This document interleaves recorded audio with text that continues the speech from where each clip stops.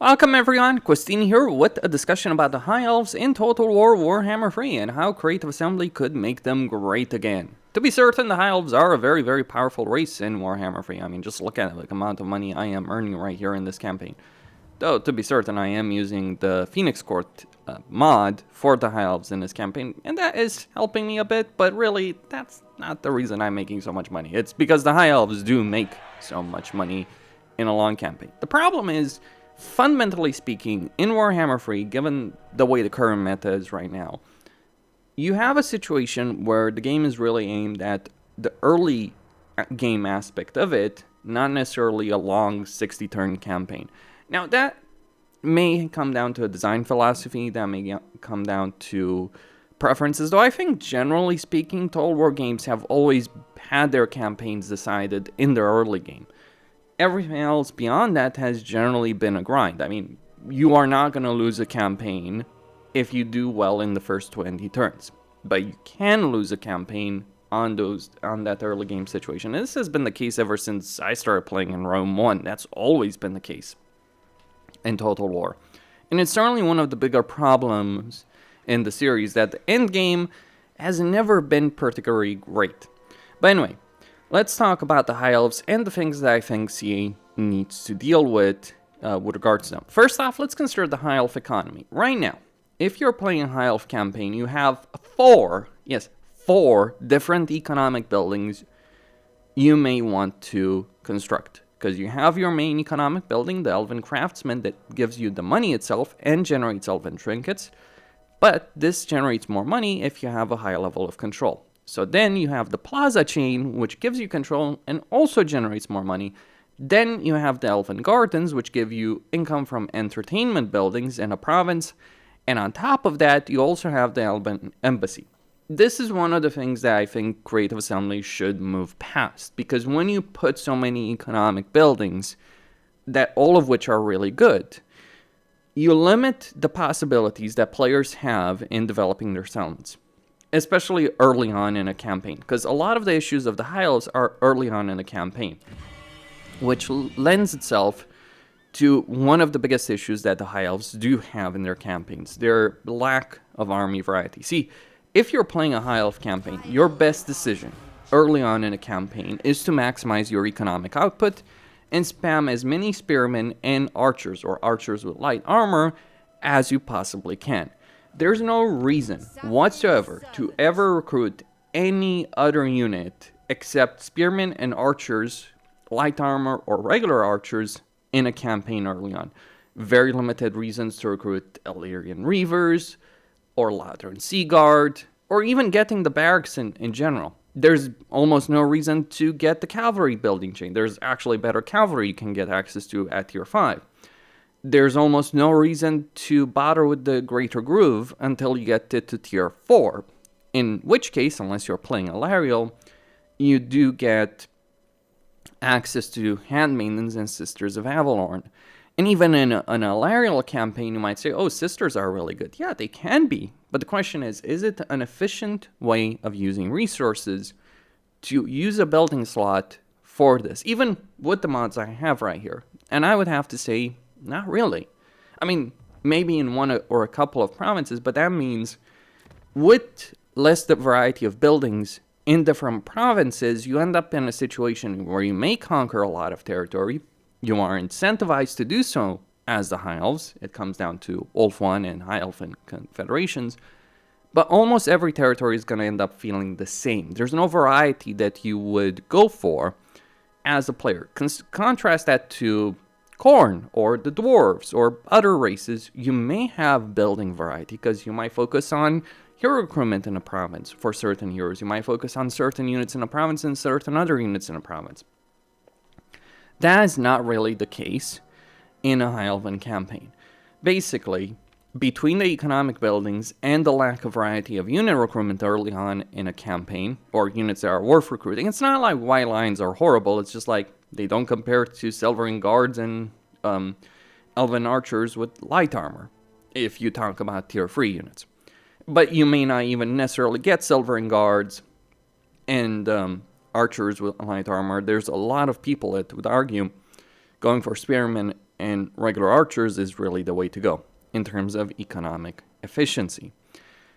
But on top of that, because the good stuff, the variety of units, and crucially hero capacity is dictated at tier 4, you also are incentivized as a player, quite heavily so, to focus on growth building. So that's even less building choice. So it's this combination of having few unit options early on, having a lot of different economic buildings, all of which are worth getting to an extent or another, and then having a lot of stuff that is unlocked later on that you want. It is worsened, far more so, by the entire research tree. Because High Elves have one of those research trees that do require different buildings to unlock it. Oh, you want trade advancements? You need a building that you may not otherwise get. Oh, you want cultural advancements with all the significant benefits that you pick up over here? You need 2 buildings, both of which you may not get. Oh, you want military advancements tier 2? Well, better rush for a tier 3 settlement just to build a mage tower. Not for the mage, because you may start with a mage, so your mage capacity is already taken over, but literally just to unlock military advancements too, because with trade advancements being locked by buildings and also needing to get other buildings in order to construct some of these things, to get the research here, and cultural advancements requiring a tier 4 settlement, you end up in a situation where you literally have nothing to research, and military advancements gives you precise fletching, which is very significant for elves. It gives you martial law. It gives you light FLMR armor. And that means whenever you're playing a High Elven campaign, any High Elven campaign, you're always doing things in the exact same fashion from a building priority process. So that is what I would say needs to be changed. Impose some restrictions on buildings, maybe remove some of these or just merge them together. Like just merge the Elven Court with the Elven Embassy, for instance, just as an example. Merge these 2 buildings together. Increase noble capacity at tier 3, and you can still have the tier 4 version, sure. Remove the restrictions on research based on buildings. And give players a choice between getting the Plaza or the Elven Craftsman in a settlement, while potentially improving the economic effect of the Elven Craftsman initially, but potentially also nerfing it in the long term. So maybe give more money right off the bat, but less money necessarily in a long term. I would probably say I would cut down on how many Elven trinkets get produced, because a lot of them don't even get sold. I would cut down on that, remove the effect over here, just give us more money with this, like let's say 400 at tier 3 over here, but also force the player to choose between the Promenade and the Elven Fairground. Maybe some control benefit if you get it. I don't know. Just one of those choices. Maybe some other effect over here with the Promenade, as opposed to just pure control.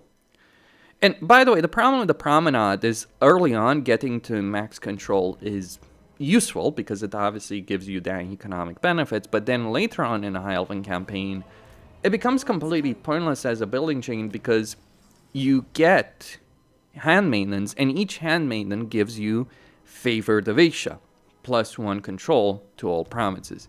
So you kind of understand why the Promenade becomes pointless. You really need to go all in on screw yourself over with control, especially with like the Sword of Cain and Tyrion's Bloodline of Anarian, which I do believe should be changed, in order to kind of negate that. And even then, with enough handmaidens, it doesn't matter, regardless there.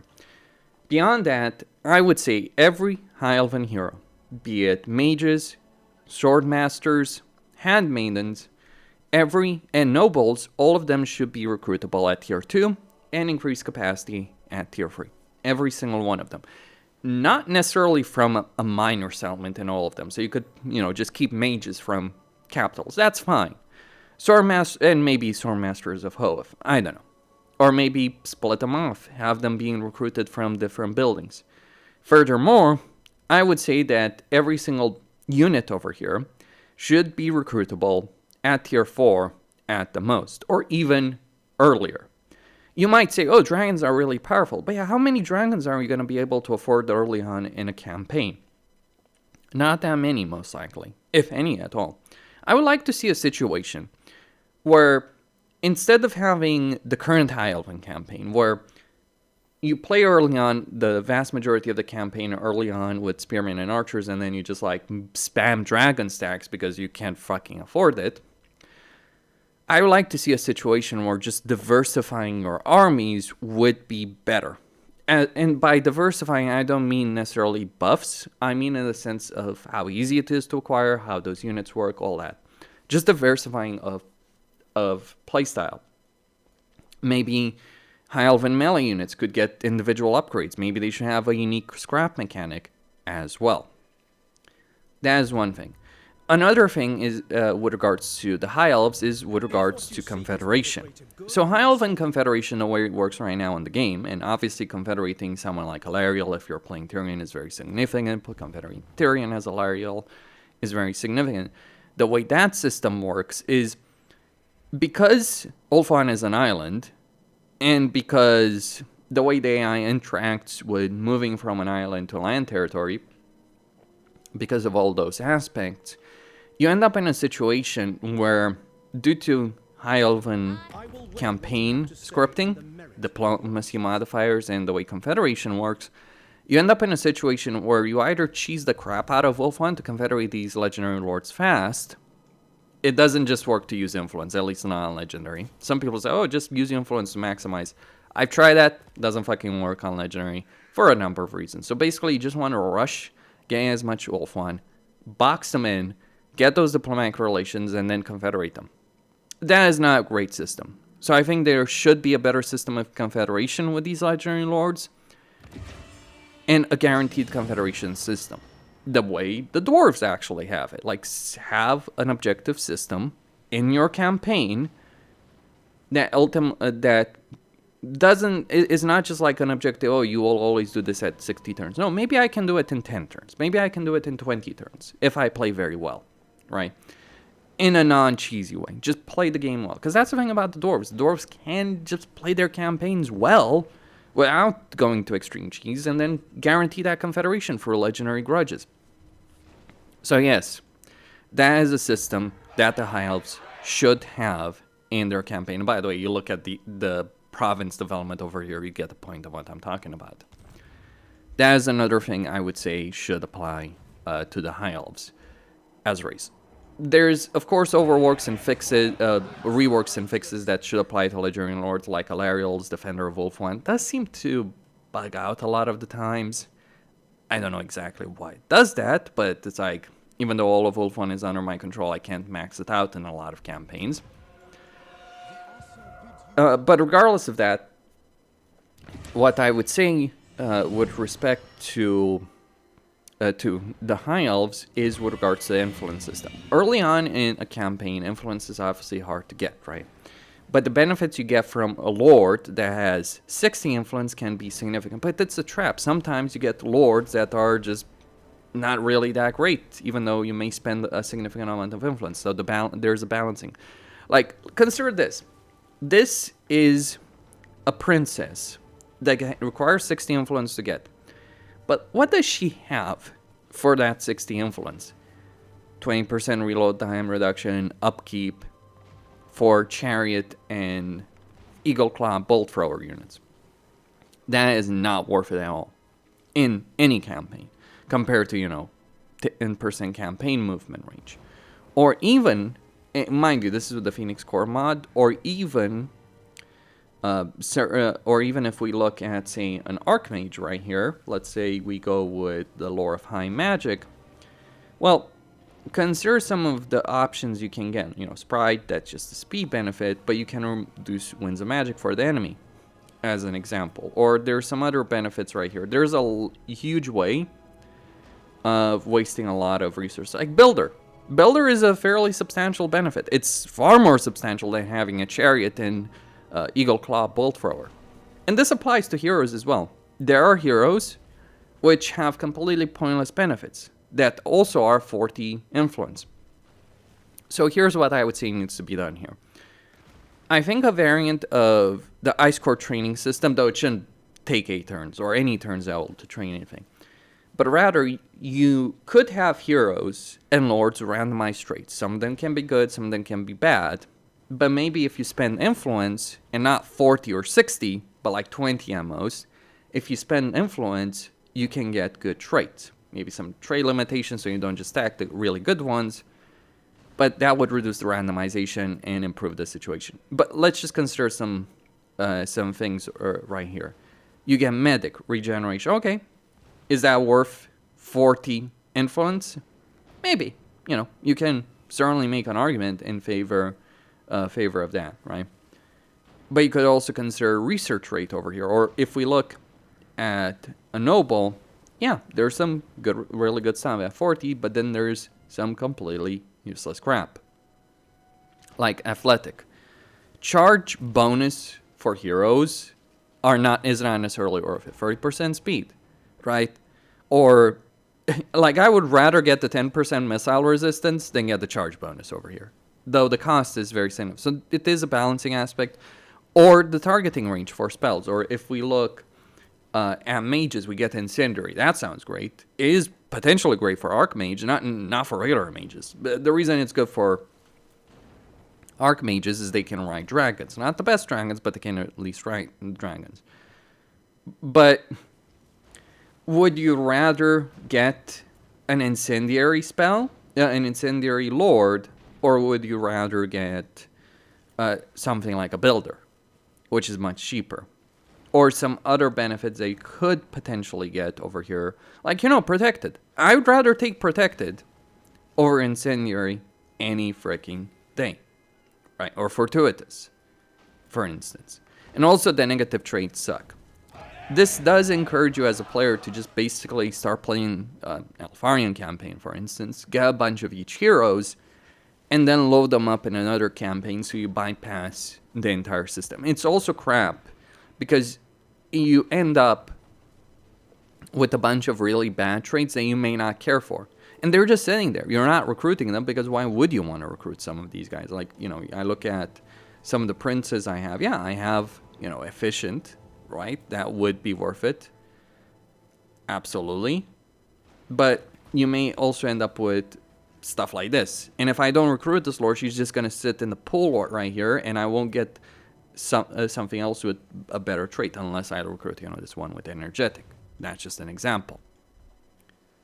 So the whole influence system for heroes and lords does need to be changed. The whole intrigue at court system is also not really great. It feels like a lot of fluff. I mean, I know you can influence diplomacy across the world, but why would you spend that precious influence when you have the capability of recruiting? Even if you're getting cheaper lords, you're avoiding the negative traits, and you don't need to engage in this because you can defeat everyone that stands in your way. Like, what's the benefit in engaging in the intrigue at court system except fluff? Oh, you can provoke a war between factions. I can do that with region trading and regular diplomacy.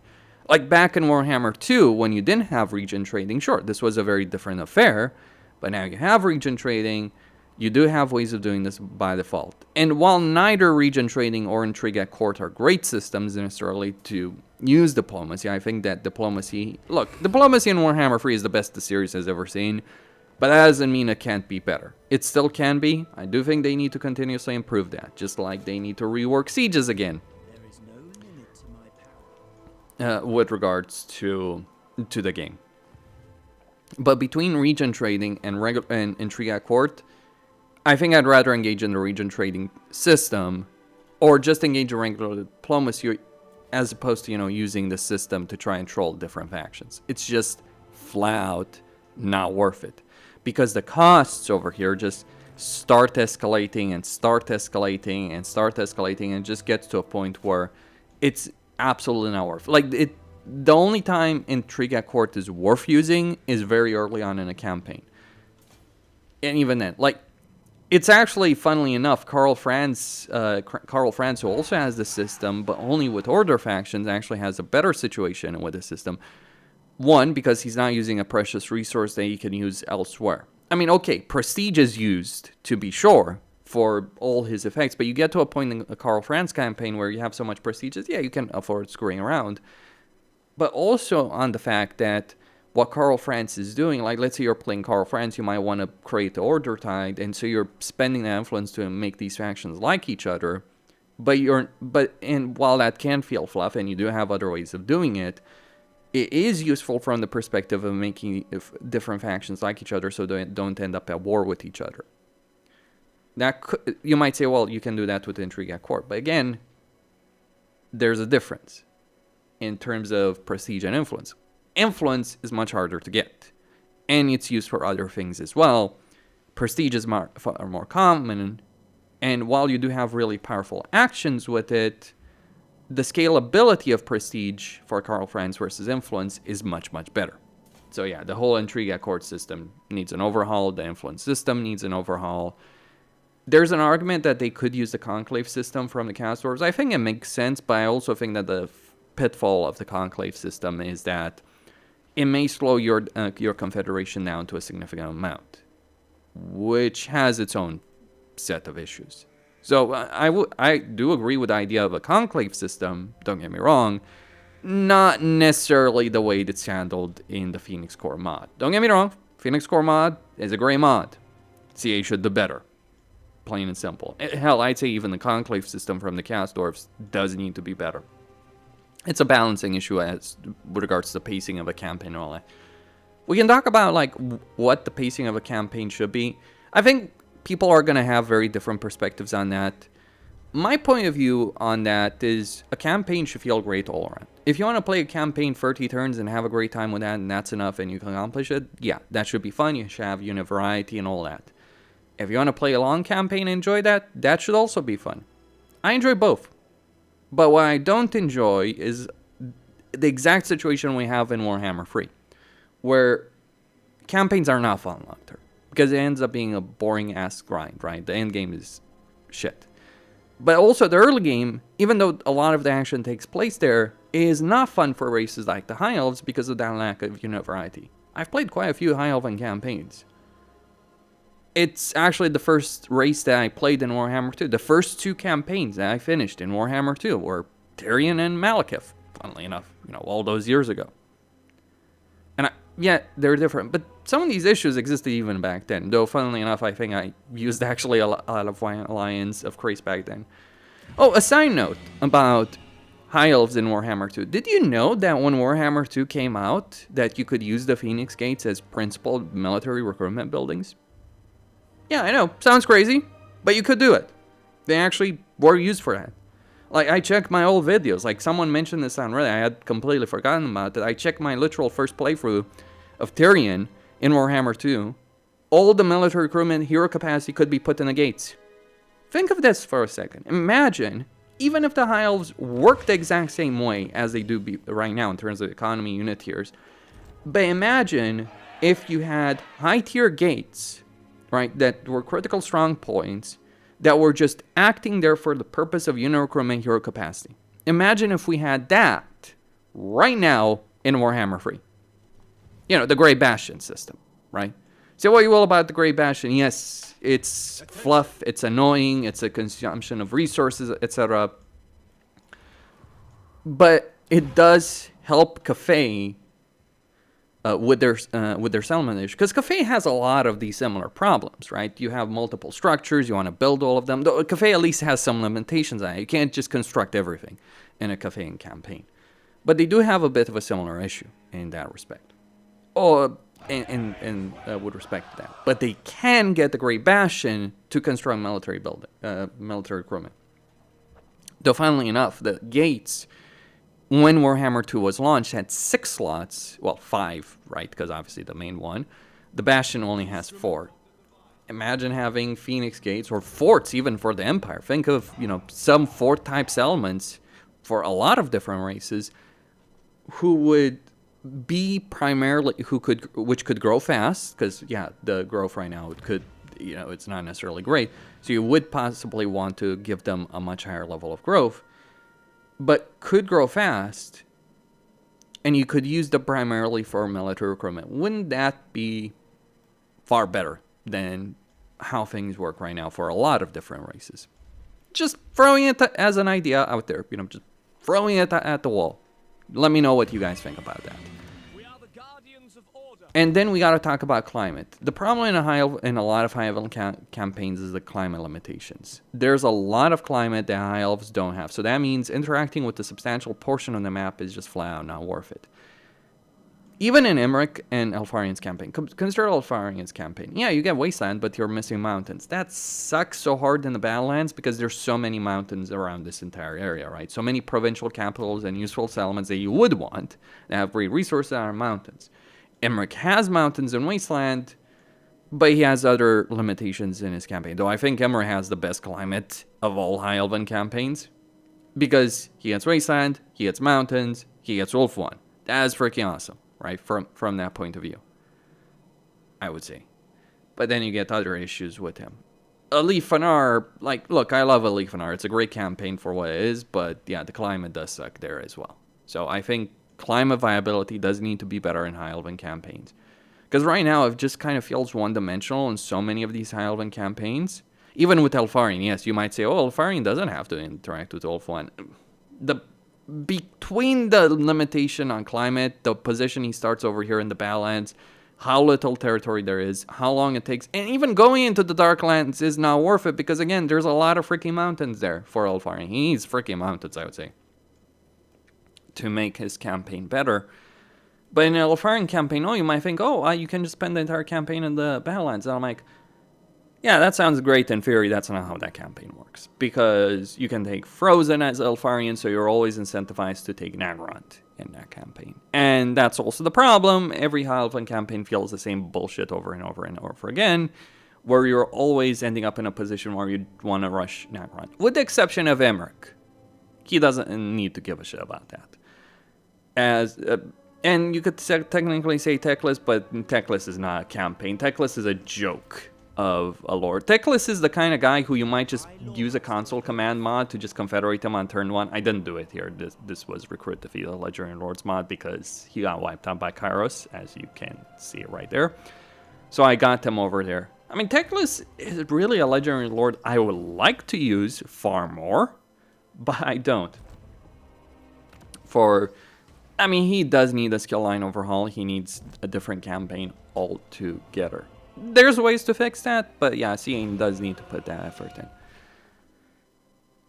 Now, the question going forward, of course, is what about the Dark Elves? Don't worry, they'll be coming in. I'm gonna say, though, as bluntly as I can, I think Legend is full of shit when he says that the Dark Elves are irredeemable and CA is gonna do Norska. It's like, what universe are we living in where it makes more financials? Like, I'm not saying that CA would necessarily do the Dark Elves versus Norska, but in what fucking universe are the Dark Elves with so many characters and such great race mechanics irredeemable and not worth improving even if you think they're broken? I mean, I do think they have issues, to be sure. Like, Legendary Lord campaigns could be really improved. I do think they have issues, but you want to talk about financial viability. Norska has 2 fucking Legendary Lords. You're going to fix the race that has 2 Legendary Lords, you might add another one for it. As opposed to the Dark Elves. That is insanity of a logic, right? The logical leap right there. Like, if anything, CA should improve the races that have a lot of Legendary Lords. Do you know why they should do that? Norska has 1 DLC, themselves. Look at how many DLCs there are for the Dark Elves, for the High Elves, for the Lizardmen. That's one of the reasons the Lizardmen should be fixed. That's one of the reasons Dark Elves should be improved. That's one of the reasons the High Elves to be improved. I mean, I admire Legend, but holy shit, sometimes he goes on the fucking deep end with some of the bullshit. Because he doesn't like how the Dark Elves are handled in Warhammer 3, and they're irredeemable. That is utter crap shit. I'm sorry, that is utter bullshit of the highest possible level he could have said there in his recent video. Now, I'm not saying the next DLC will be High Elves, and Dark Elves. I think there's a decent enough argument to be made in favor of not putting 2 elven races in the same DLC. Fair enough. But I would strongly disagree with the sentiment that making Norska is more financially intelligent from CA's perspective than doing Dark Elves. Firmly, I would rather see it. I think it would make more sense to do Lizardman in that DLC than anything else. Just, a note I wanted to make over here because that really pissed... it didn't piss me off. I just found it incredibly ridiculous, those sentiment. Così insegno.